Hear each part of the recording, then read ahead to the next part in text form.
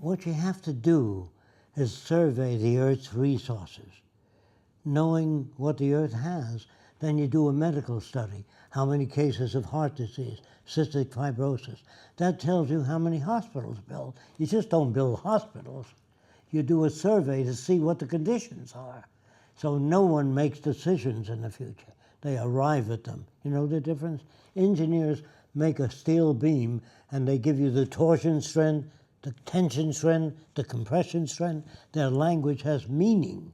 When engineers talk to each other, they understand each other. But the language used by normal people every day has very little meaning. If you don't understand me, if you open the Bible, people say Jesus meant this. No, he meant that. You're wrong, he meant this. So you have the Seventh-day Adventist, the Catholic, the Lutheran, because it's subject to interpretation.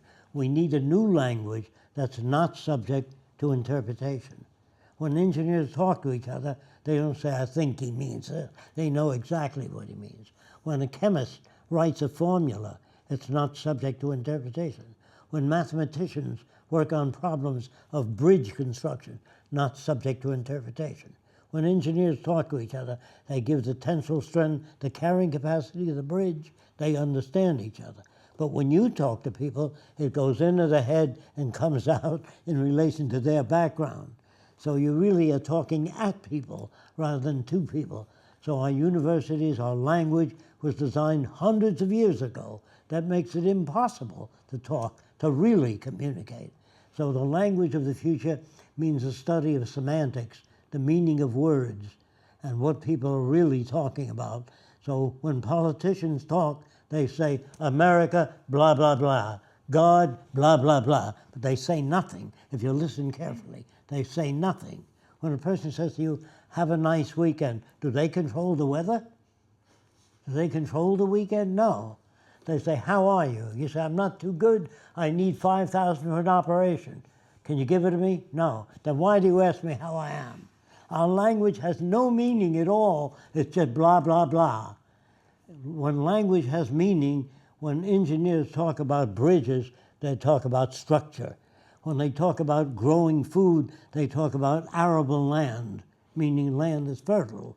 When they talk about this water losses, engineers write books. It's called An Engineer's Dream. We read of floods all over the world.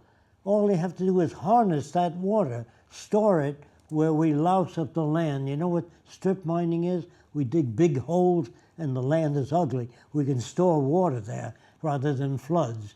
We can build canals to take all the flood water and store it. We don't do that. You read of floods all over the world. Why don't you harness that water? All the rooftops of buildings could be used to collect water. We don't have that kind of people. Architects are ego-centered. They design buildings that they're proud of. You must design buildings to serve the needs of humanity, not as an architectural prize winner. Do you understand? Okay.